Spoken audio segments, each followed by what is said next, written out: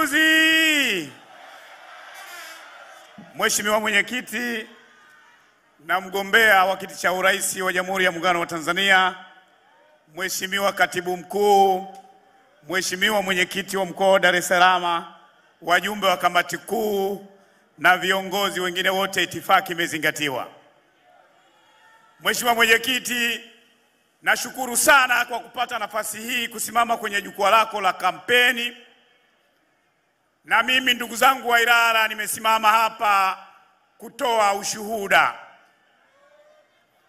Mheshimiwa Mwenyekiti, mwaka 2021 pale ambapo hayati John Pombe Magufuli alitutoka, nakumbuka pale Dodoma ulisimama mama yetu ukasema, niliyesimama mbele yenu ni rais mwenye jinsia ya kike.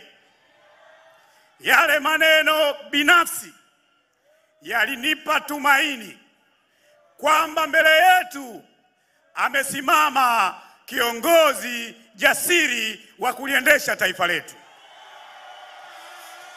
Lakini kama vile haitoshi, wakati unalihutubia bunge kwa mara ya kwanza toka umeapishwa, Mheshimiwa Rais, ulisema tarehe 22 mwezi wa 4 mwaka 2021, ulisema nitayaenzi mambo mema yote ambayo watangulizi wangu wameyafanya. Mheshimiwa Rais, nimebahatika baada ya kuwa kada wa Chama cha Mapinduzi kufanya ziara mbalimbali katika taifa la Tanzania. Lakini vile vile nimetoka jana Ileje kwenye kampeni ya mgombea mwenza.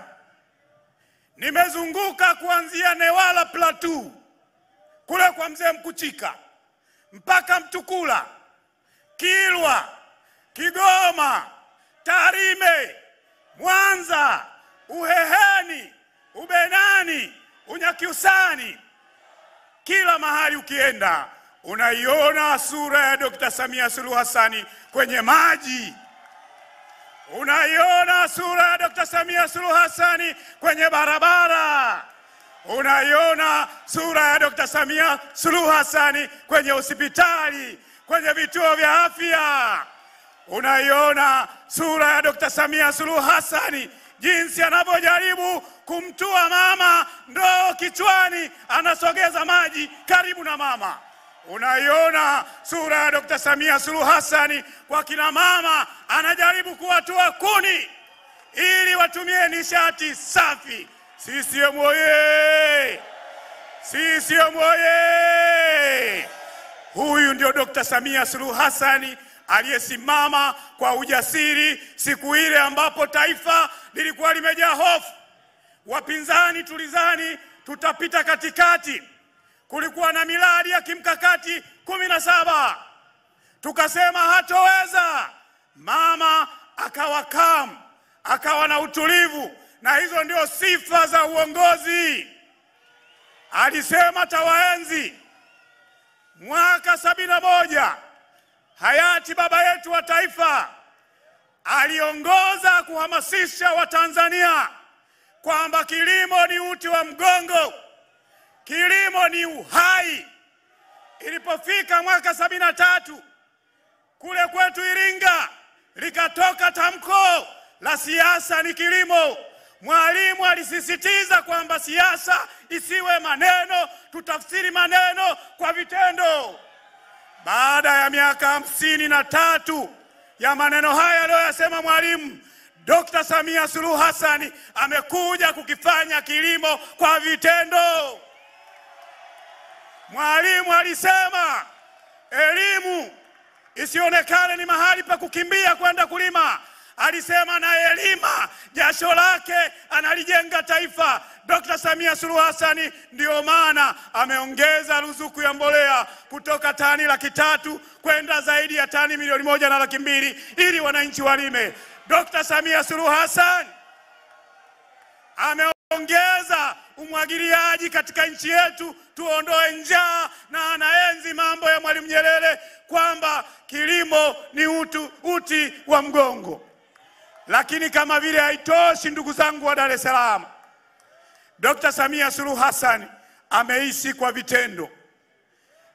Dar es Salaam ni jiji kuu la kiuchumi.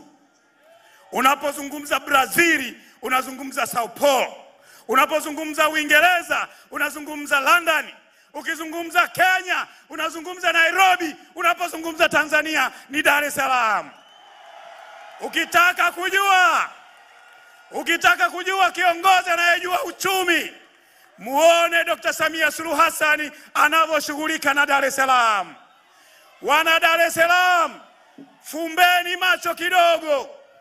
Fikiria hizi barabara za mwendo kasi zitakapokuwa zimekwisha, Dar es Salaam itakuwaje?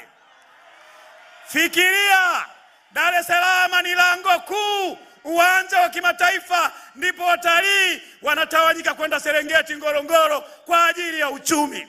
Tulivyokuwa na hofu, Dr. Samia Suluhu Hassan alionyesha kama mama mwenye machungu anaipenda nchi yake, akacheza filamu ya Royal Tour.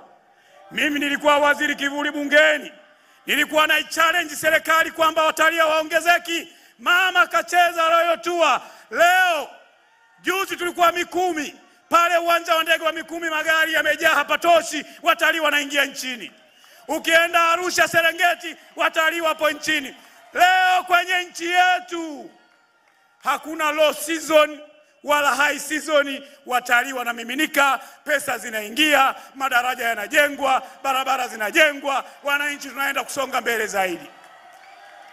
Lakini yale mambo ambayo tuliana hataweza, alisema tayaenzi katika miradi 17 ya kimkakati, ndege alizikuta 11, akaongeza 5. Makofi kwa Dr. Samia Suluhu Hassan, ikiwepo na ya mizigo.